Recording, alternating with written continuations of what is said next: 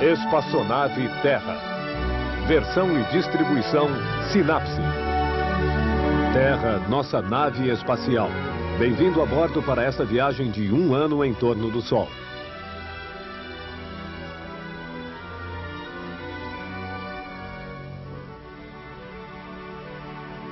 Estamos a caminho da estação que marcará o começo da primavera. Onde os planetas ficam?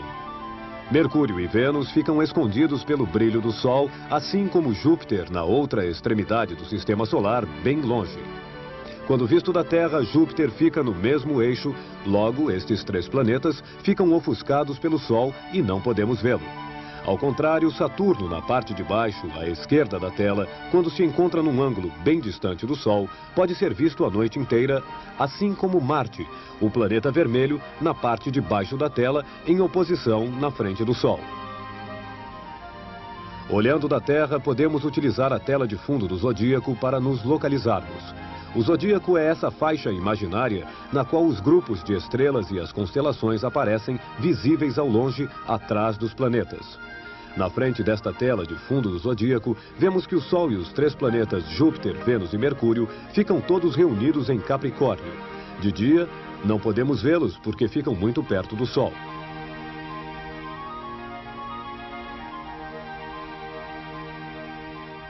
E quando o Sol se põe e passa sob o horizonte, esses planetas desaparecem igualmente sob o horizonte. Restam-nos Saturno e Marte, os 2 bem deslocados do Sol e, portanto, visíveis durante a noite toda. A Terra possui seu caminho e o Sol parece se deslocar no zodíaco. Ele passará de Capricórnio para a constelação de Aquário. Em seu percurso em torno do Sol, Marte, o planeta vermelho, gira mais devagar do que nós. À esquerda, Vênus gira mais rápido do que nós. Mercúrio, o planeta mais próximo do Sol, gira 2 vezes mais rápido que Marte. Quanto mais próximo do Sol um planeta está, mais rápido ele gira. Os planetas exteriores distantes do Sol viajam lentamente em sua órbita. Júpiter, Saturno, Urano, Netuno e Plutão. Há 400 anos, um astrônomo dinamarquês, Tycho Brahe, mediu a transição dos planetas. Ainda não existiam telescópios. Tycho Brahe tinha construído um grande painel e, noite após noite, anotava a hora e os minutos da passagem das estrelas e dos planetas atrás de seu painel. Na Idade Média, colocavam a Terra no centro do universo. Depois, Nicolau Copérnico teve uma visão genial. A Terra não está no centro do universo. A Terra e os planetas giram em torno do Sol. Mas Tycho não acreditava nisso. Felizmente, ele mostrou suas anotações a Johannes Kepler. Esse encontro mudou o mundo. Kepler conhecia a visão de Copérnico e, graças às medidas de Tycho, Kepler compreendeu o movimento dos planetas. Eles giram exatamente em torno do Sol, mas em órbitas em forma de elipses. A Terra e os planetas giram mais rápido quando estão perto do Sol e mais devagar quando estão longe dele. Levamos o mesmo tempo para percorrer o trajeto longo à esquerda como o trajeto curto à direita. A parte curta, porém larga, é igual à parte estreita, porém longa. Esta visão de Kepler nos permite encontrar a melhor trajetória para ir à Lua e a Júpiter.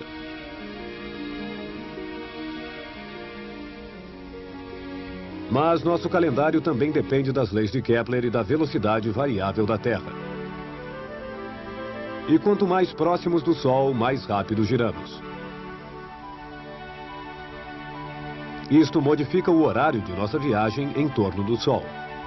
Neste momento, estamos ligeiramente mais próximos ao Sol. A Terra acelera sua velocidade, avançando um pouco. E no verão, estando mais longe do Sol, sua velocidade diminui e ela se atrasa.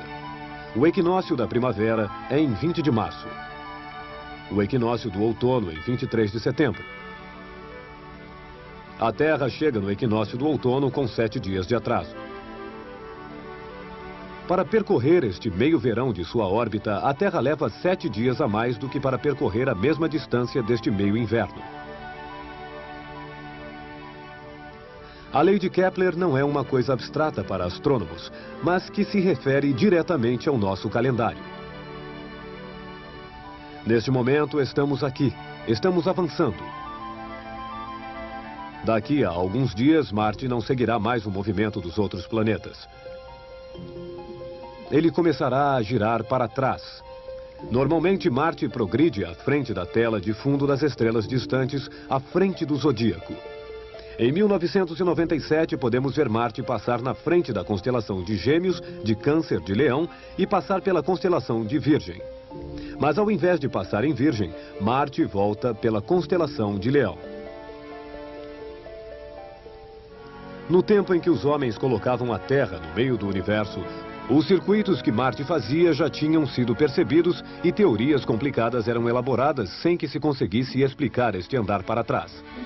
A visão de Nicolau Copérnico explicou tudo da maneira mais simples. A Terra gira em torno do Sol, assim como Marte. A Terra gira mais rápido que Marte e o ultrapassa. Durante esta ultrapassagem, Marte, à frente da tela de fundo das estrelas, parece regredir. Depois de 2 meses, Marte retoma seu curso habitual, que na verdade jamais se inverteu. E após 2 anos e 2 voltas em torno do Sol, alcançamos Marte para dobrar sua velocidade. A Terra, pouco a pouco, alcança Marte. A manobra de ultrapassagem começa em relação às estrelas do zodíaco e Marte recua. Após a ultrapassagem, Marte retoma seu caminho.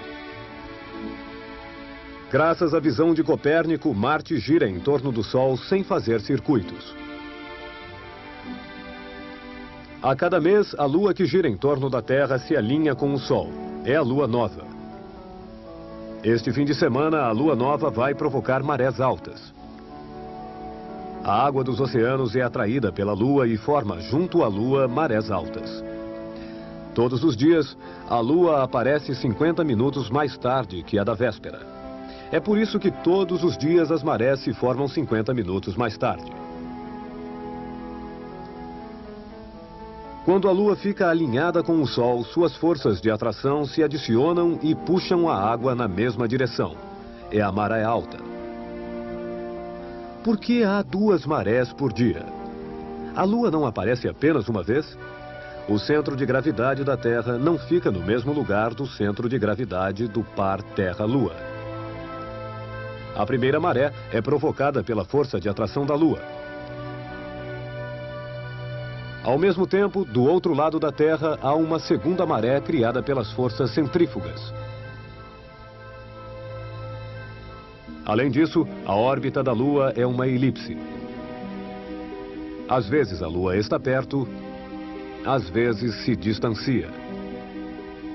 Quanto mais perto ela está, mais forte é a maré. E é quando a Lua passa mais perto da Terra, precisamente o dia da Lua Nova, que as marés mais fortes do ano são provocadas.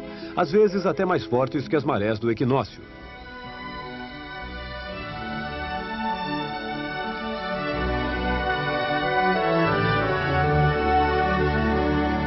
Até o próximo programa. Boa viagem, todos em órbita.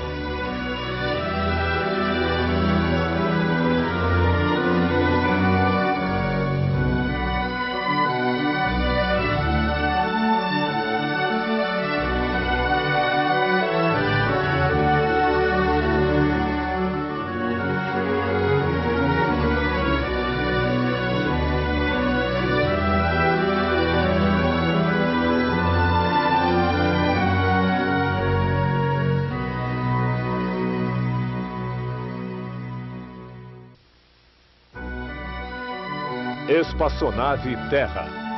Versão e distribuição Sinapse.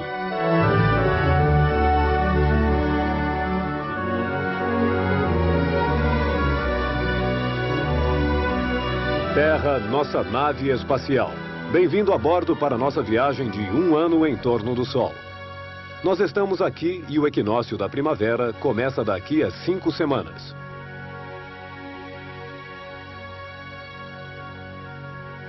Afinal, por que a Terra é redonda? É uma questão de pesos.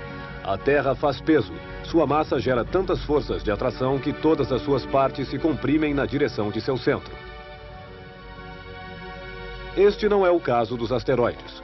Eles são pequenos se comparados aos planetas do Sistema Solar, porém grandes se comparados a nossos prédios. E justamente por serem pequenos, não possuem força de atração suficiente para atrair toda a sua matéria e formar uma esfera. Na Terra, que tem uma massa enorme, a força de atração direcionada para seu centro é uma força irresistível. Nada pode lhe escapar e, felizmente, pois essa força de atração retém em torno dela a atmosfera, o ar que respiramos. É uma pena, a Lua e os asteroides não têm atmosfera e na Lua os astronautas andavam assim, saltando, porque a força de atração fraca da pequena Lua deixava seus corpos mais leves. É a massa da Terra que nos dá peso, que nos prende ao Sol e que impede nossos amigos australianos de cair no vazio. Você percebe essa força de atração quando sobe escadas, pois toda vez que você se distancia do centro da Terra, supera a força de atração dela. E sempre que um objeto escapa de suas mãos, a força de atração da Terra o atrai imediatamente e o objeto cai. Foi exatamente assim que se descobriu a força de atração no século XVIII. Uma maçã teria caído sobre a cabeça de Isaac Newton, que então se perguntou por quê. A resposta é porque a massa enorme da Terra atrai a pequena massa da maçã. Mas então por que a Lua não cai sobre a Terra? E a Terra não cai dentro do Sol? A força de atração não é a única força que age sobre a Terra e sobre os planetas e os satélites.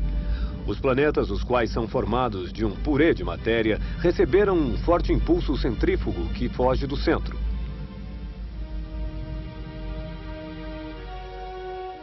Entre essas forças centrífugas e a força de atração do Sol, cada planeta encontra sua órbita bem precisa. É perto do Sol que a força de atração é maior. Para Mercúrio, bem próximo ao Sol, a força de atração é máxima. E para permanecer em órbita, sua velocidade máxima é de 88 dias para completar uma volta, enquanto a da Terra é de 365 dias, um ano. A Terra fica mais longe do Sol. Logo, para nossa órbita, uma velocidade pequena basta. Esta velocidade pequena é de 30 km por segundo. Imagine um lugar a 30 km de sua casa, onde você chegaria em apenas um segundo. Neste momento, estamos ganhando todos os dias 3 minutos a mais de Sol. Por quê? A Terra gira em torno do Sol, mas seu eixo fica sempre apontando para a mesma direção. A Terra nunca perde o norte. Neste momento, o Polo Sul está iluminado, enquanto o Polo Norte permanece à sombra durante todo o inverno. Mas durante esta viagem circular, o Polo Norte se inclina pouco a pouco na direção do Sol. Assim, o Sol que ontem parecia fazer seu percurso, nasce hoje mais à esquerda, sobe mais alto ao meio-dia e à noite se põe mais à direita. Tome pontos de referência em casa e vai ver amanhã. O Sol estará ainda mais à esquerda, mais alto ao meio-dia e mais à direita à noite. Se as janelas de sua casa dão para o sul, o Sol no inverno fica mais baixo na mesma direção das janelas. Mas pouco a pouco o Sol, que a cada dia sobe mais alto no céu, vai clarear o chão no meio da casa. E no verão, o Sol, em seu ponto mais alto no céu, vai clarear apenas o chão perto da janela. No inverno, os raios de Sol penetram até o fundo da casa. Veja este raio e imagine a posição da Terra no sistema solar. Imagine sua casa no universo.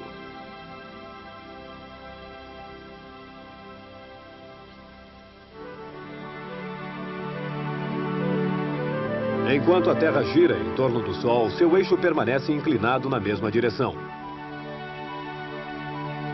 Este eixo é, portanto, uma boa referência para medir o tempo e saber que horas são. Podemos nos imaginar como o eixo da Terra que sai do Polo Norte como uma vara. Se desenharmos um relógio sobre o gelo, a sombra do eixo da Terra nos indicará a hora. Não é preciso ir ao Polo Norte. Podemos fazer modelos reduzidos do eixo da Terra. São os relógios de Sol. No Polo Norte, a vara que prolonga o eixo da Terra estaria bem à direita, num ângulo de 90 graus. Em Estocolmo, situado a 60 graus de latitude norte, o palito, para ficar paralelo ao eixo da Terra, ficará inclinado a 60 graus. Em Paris, um pouco mais a sul, 48 graus. Em Camarões, inclinado a 15 graus. E no Equador, seria necessário deitar o palito. É o solo que fica paralelo ao eixo norte-sul da Terra, sem sombra, sem relógio de sol. Existem outros tipos de relógios de sol, mas todos são orientados em relação ao eixo norte-sul da Terra. A rotação da Terra, a qual você não sente, pode ser vista não apenas em relógios de sol, mas em todo lugar ao seu redor. Cada casa, cada árvore projeta uma sombra. É só olhar. Seguindo as sombras, você verá a rotação da Terra.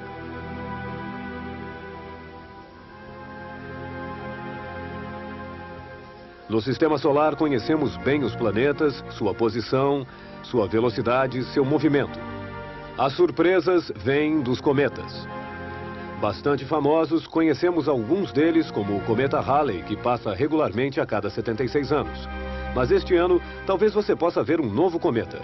Ele se chama Hale-Bopp.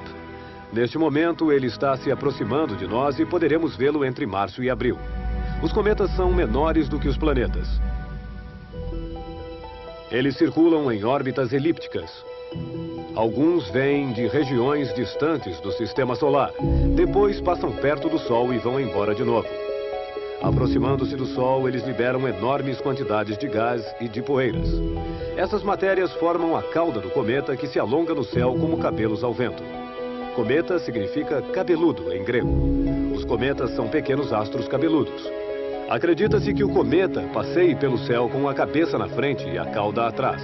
Na verdade, a cauda fica sempre direcionada para o lado oposto ao Sol, pois é o fluxo das partículas emanadas do Sol, o vento solar, que empurra os cabelos do cometa para trás. Em breve falaremos do cometa Hale-Bopp, quando ele estará mais próximo a nós.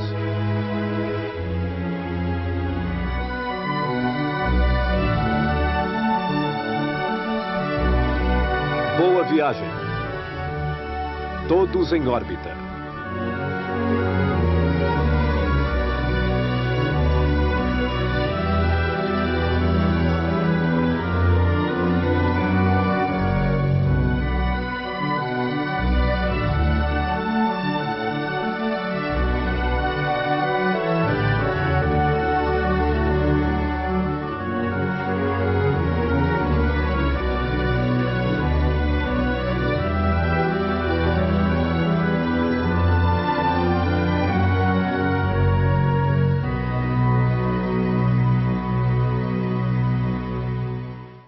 Espaçonave Terra. Versão e distribuição Sinapse. Terra, nossa nave espacial. Bem-vindo a bordo para esta viagem de 1 ano em torno do Sol. Não esqueça, esta é uma viagem real em tempo real. Agora mesmo, enquanto vê estas imagens, você está penetrando no espaço a 107 mil quilômetros por hora. Hoje estamos aqui.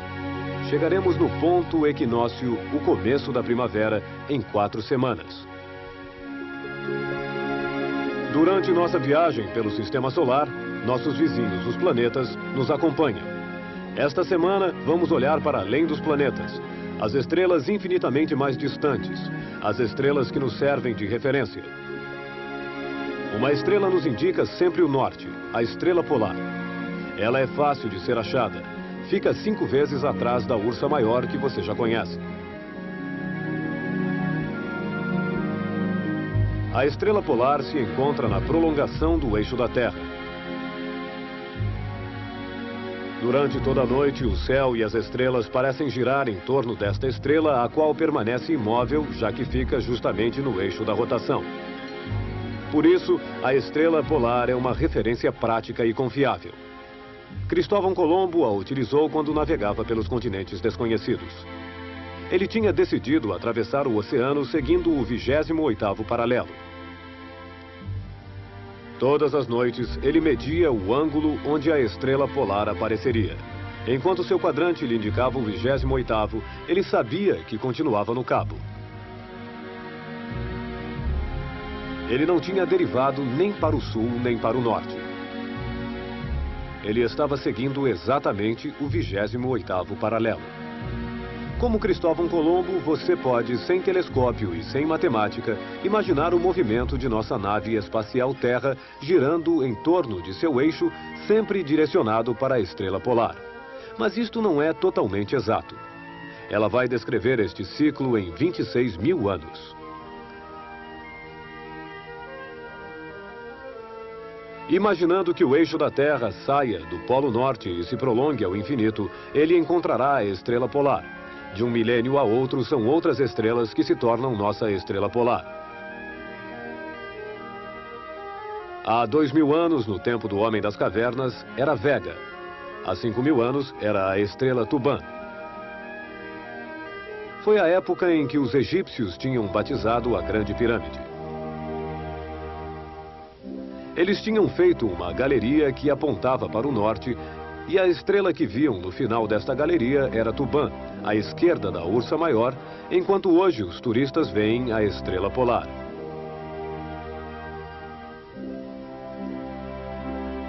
Tuban, estrela polar, é o ângulo sobre o qual a Terra girou durante 5000 anos. Podemos todos nos imaginar há meses, anos, talvez até há um século, mas para nos imaginarmos há 5000 anos, é preciso ver o ângulo entre Tuban e a estrela polar.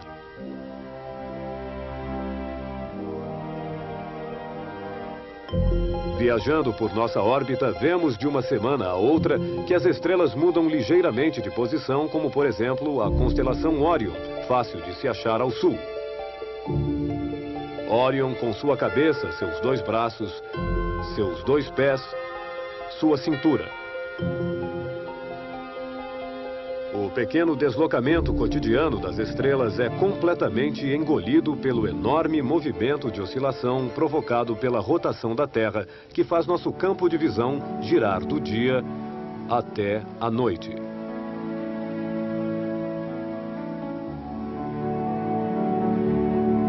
Mas observe Órion todas as noites na mesma hora e você verá a rotação bem lenta da abóbada celeste. A abóbada celeste, bem conhecida, não existe. É uma cúpula imaginária sobre a qual aparecem as estrelas infinitamente distantes. E bem conhecida, essa abóbada celeste não gira. Somos nós, na Terra, que durante um ano giramos 360 graus, 1 grau por dia, em torno do Sol, em 365 dias. E vemos as estrelas deslizarem 1 grau mais à esquerda e vemos as estrelas andarem 1 grau para a direita. Esta semana, às 9 horas da noite, Órion está em pleno sul. Dentro de 2 semanas, Órion terá andado para a direita e dentro de um mês, ainda um pouco para a direita. As estrelas se deslocam 1 grau por dia. Elas aparecem 4 minutos mais cedo todo dia. 1 grau no espaço, 4 minutos no tempo. Espaço e tempo se encontram. Desde o começo de nossa viagem, percebemos a diferença entre os planetas bem próximos e as estrelas bem distantes. Uma estrela, no entanto, fica bem no meio de nossa vizinhança planetária: o Sol. Sim, o Sol é uma estrela. Todos esses pontos luminosos que nós vemos além dos planetas são estrelas, os sóis distantes. As galáxias são bilhões de sóis. Os planetas, olhando da Terra, parecem estrelas. Mas basta olhar para o Sol para ficar ofuscado pela diferença. O Sol brilha enquanto os planetas apenas refletem uma parte da luz do Sol. O Sol nos envia luz e calor, pois é um gigantesco reator nuclear. O Sistema Solar é o Sol e as poeiras, pois todos os planetas, inclusive a Terra, representam apenas 1/1000 da massa do Sistema Solar.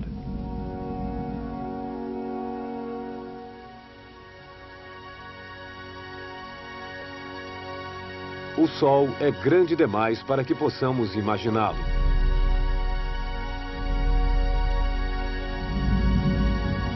Para se ter uma ideia, digamos primeiro que todo o sistema Terra-Lua, com toda a órbita lunar, ficaria amplamente aquecido no interior do Sol.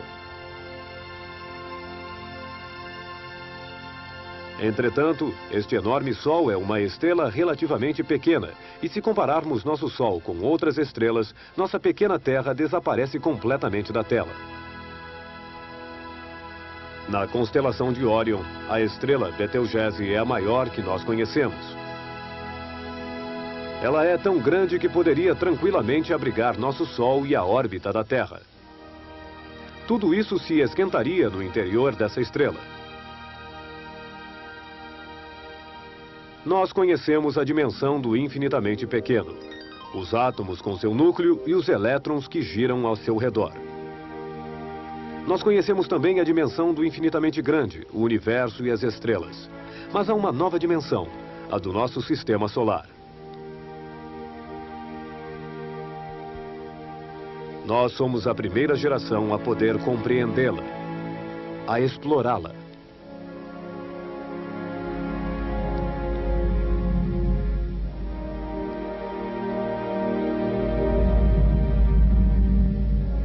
Viver nesta nova dimensão é o começo de nossa próxima viagem.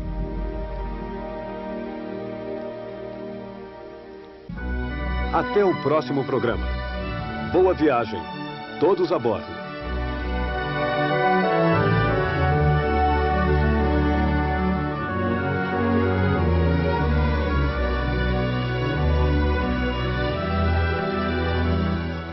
Dublado nos estúdios da Áudio News, Rio.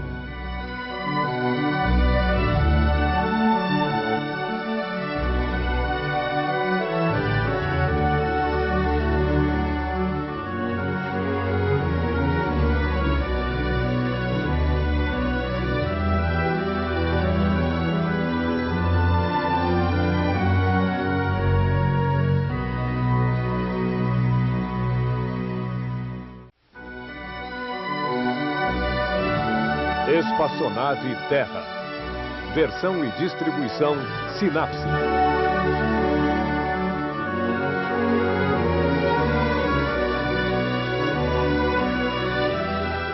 Terra, nossa nave espacial. Bem-vindo a bordo para nossa viagem de 1 ano em torno do Sol. Nos aproximamos do fim de fevereiro. Na Roma Antiga, o fim de fevereiro era o fim do ano e desde a época de Júlio César, a cada 4 anos após o dia 28 de fevereiro, adicionamos um dia, 29 de fevereiro. Por quê? A resposta é porque o tempo que nós levamos para percorrer nossa órbita não é de 365 dias, mas de 365 dias e 1/4 de dia. A Terra chega no fim do dia 28 de fevereiro aqui. Ela precisa de 1/4 de dia para completar um ano. A Terra continua seu percurso. E como ela começou esta nova viagem com um deslocamento de 1/4 de dia, ao fim de um ano, quando ela volta para o dia 28 de fevereiro, ficam faltando 2/4 de dia, meio-dia. Um ano depois, 3/4 de dia. E no 4º ano, 4/4. Falta um dia inteiro. De 4 em 4 anos, para compensar o ritmo diário da Terra e sua viagem anual, acrescentamos o famoso 29 de fevereiro. De 4 em 4 anos, temos então um ano de 366 dias, um ano bissexto, que tem 2 6. 366, para evitar que nosso calendário se desloque de ano em ano. É assim que funciona o calendário juliano, instaurado por Júlio César. Se não acrescentássemos o dia 29 de fevereiro de 4 em 4 anos, o mês de março começaria um dia mais cedo. Ao fim de um século, já teríamos um mês de deslocamento entre o calendário e as verdadeiras estações. Comemoraríamos a Páscoa em pleno inverno e o Natal no dia de Todos os Santos, e a confusão aumentaria de século em século. Graças a Júlio César, isso não acontece. Mas, na verdade, o dia 29 de fevereiro não resolve tudo. Infelizmente, no calendário juliano, o acréscimo do dia 29 de fevereiro adicionou 38 minutos a mais. Ao fim do século XVI, tínhamos acumulado 10 dias a mais. Então, o Papa Gregório XIII suprimiu esses 10 dias e passamos diretamente do dia 4 ao dia 15 de outubro. Para evitar que o mesmo deslocamento recomece, decidimos não adicionar o ano bissexto aos anos de fim de século, em 1700, 1800 e 1900. Em compensação, conservamos este dia de 4 em 4 anos. Porém, teremos um 29 de fevereiro no ano 2000. Graças a esta regulação sofisticada, nosso calendário gregoriano estará certo para os próximos 3 milênios.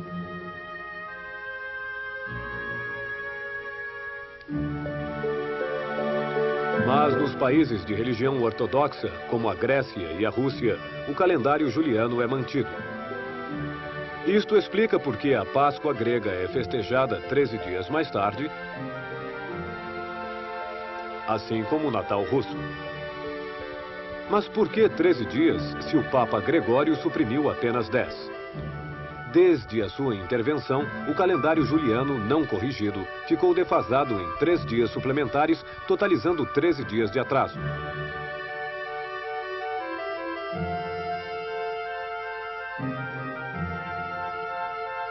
Bem sincronizado com a Terra, nosso calendário não é uma formalidade abstrata ou astronômica. Ele é o laço de união do universo com o ritmo de nossas estações. Se o calendário é tão bem regulamentado, por que então a Páscoa oscila no calendário entre março e abril? A data da Páscoa não depende apenas do Sol, mas também da Lua.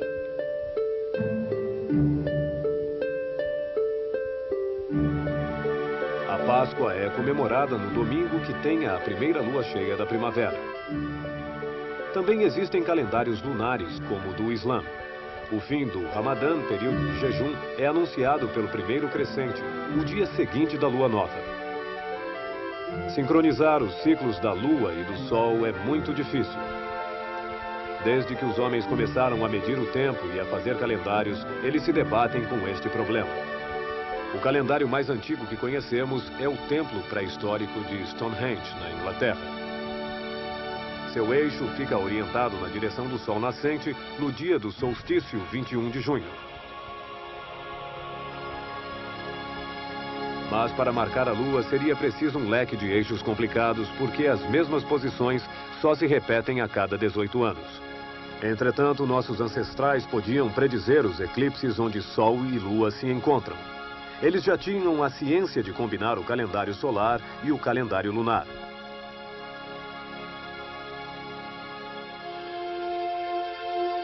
Os outros planetas não precisam de calendário. Na Terra, a necessidade de medir o tempo e de prever as estações apareceu com o cultivo do solo. Mas nosso planeta não é o único lugar em que há terra. Nossos vizinhos Mercúrio, Vênus e Marte são feitos de terra. Nós os chamamos de planetas sólidos, planetas telúricos. Poderíamos andar sobre o solo de Vênus se lá não fizesse tanto calor.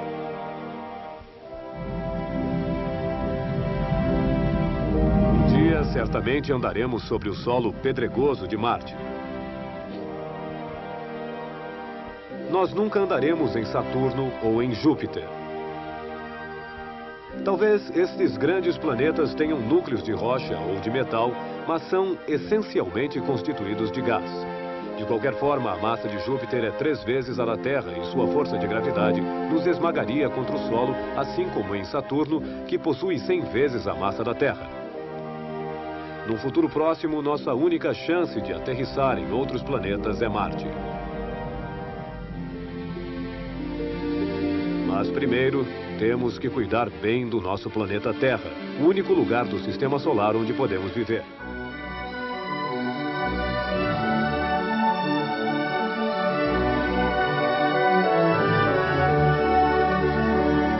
Boa viagem. Todos em órbita.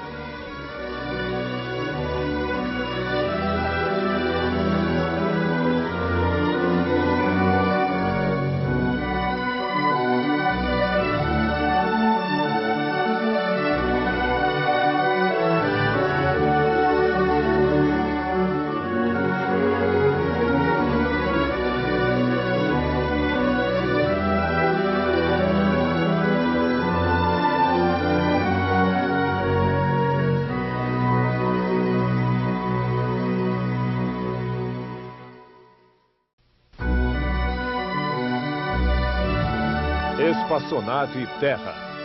Versão e distribuição Sinapse.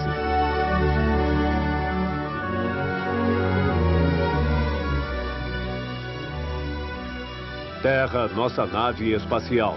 Bem-vindo a bordo para esta viagem de 1 ano em torno do Sol. Há mais de uma semana, a Lua estava aqui e se apresentava iluminada em plena face pelo Sol. Era a Lua cheia. Depois, À medida em que a Lua contorna a Terra, vemos da Terra uma porção cada vez menor de sua metade iluminada. A Lua não é mais que uma meia-lua.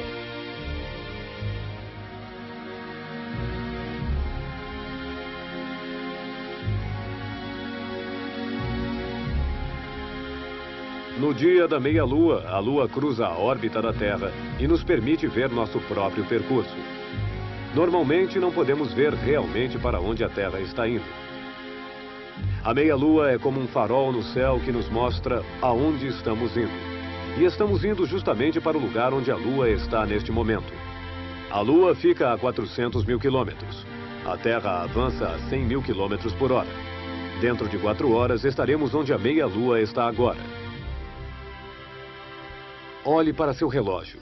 Olhe para a meia-lua. Dentro de 4 horas, você estará lá em cima.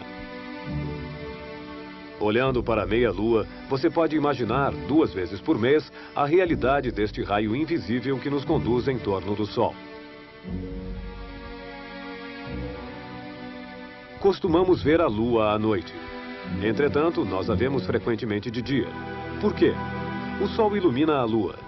De manhã, antes do nascer do Sol, veja o que acontece. Ainda é noite. A Lua aparece abaixo do horizonte. O Sol ainda está sobre o horizonte, mas nós podemos adivinhar onde ele está, pois o crescente da Lua aponta sempre na direção do Sol. Normal, já que é o Sol que a ilumina.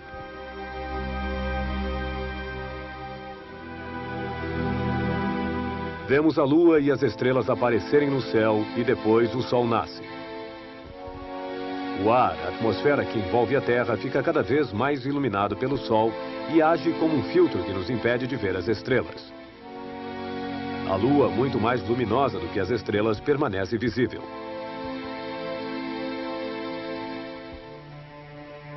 Quando a Lua desliza lentamente entre a Terra e o Sol, aproxima-se do eixo no qual vai ficar alinhada com o Sol.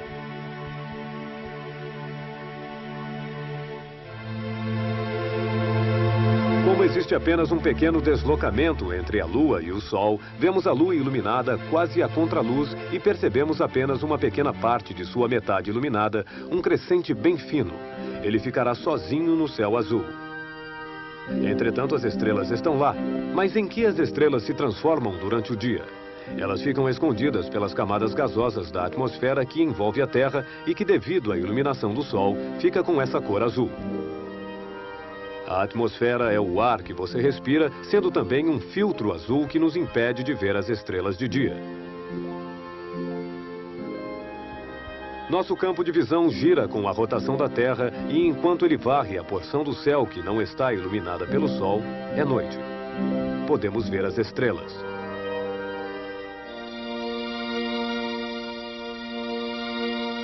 Exceto em cidades onde luzes iluminam e poluem a atmosfera, as estrelas e os planetas mais brilhantes ficam visíveis. Depois, nosso campo de visão volta para o setor onde a atmosfera está iluminada. O céu está azul novamente. E no céu azul, vemos a Lua com mais frequência do que se imagina. Quando ela fica bem próxima ao Sol, desaparece em seu brilho. Vamos imaginar, sem que a vejamos, a Lua atravessa o céu durante o dia, bem à direita do Sol, invisível. Bem conhecidos, Sol e Lua, na verdade, não ficam um ao lado do outro.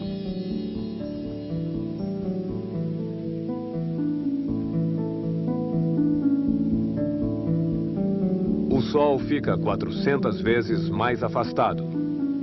Só existe a Lua que atravessa o céu escondida pelo brilho do Sol. Quase toda a família de planetas se encontra atualmente no mesmo setor. Saturno em cima e à esquerda fica quase alinhado com o Sol. Não podemos vê-lo. Mercúrio fica tão próximo do Sol que só podemos vê-lo raramente. Vênus também só fica um pouco deslocado do Sol. Júpiter, o maior planeta, um pouco mais à direita, com os planetas distantes, Urano e Netuno na parte de cima da imagem. Às vezes, Marte também se junta a toda esta família invisível que acompanha o Sol em sua trajetória. Esta semana, se você der uma olhada na direção do Sol, pense nisto. Todos esses planetas, mais a Lua, atravessam o céu incógnitos, escondidos pelo Sol. Quando a Lua torna a se unir ao eixo Terra-Sol, é Lua nova. A Lua projeta um enorme cone de sombra no espaço que cada mês passa rente à nossa Terra, bem acima e por baixo. A sombra da Lua não toca a Terra, pois a Lua gira em uma órbita ligeiramente inclinada em relação à órbita da Terra. A sombra da Lua passa então normalmente sempre acima ou por baixo da Terra. Mas 2 vezes por ano, a órbita lunar chega a uma posição que permite um alinhamento perfeito entre Terra, Lua e Sol. A sombra da Lua bate na Terra e esconde o Sol. É o eclipse solar.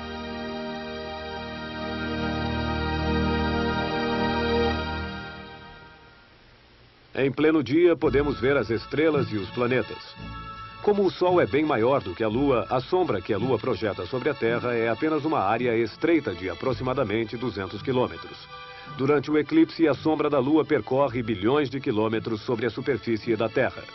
Ao norte e ao sul desta área estreita de eclipse total, há uma área larga de penumbra, uma área de eclipse parcial, onde a Lua oculta o Sol parcialmente. Este fim de semana, na hora do eclipse na Europa, serão 3 horas da manhã e não poderemos vê-lo. Felizmente, você já pode vê-lo aqui.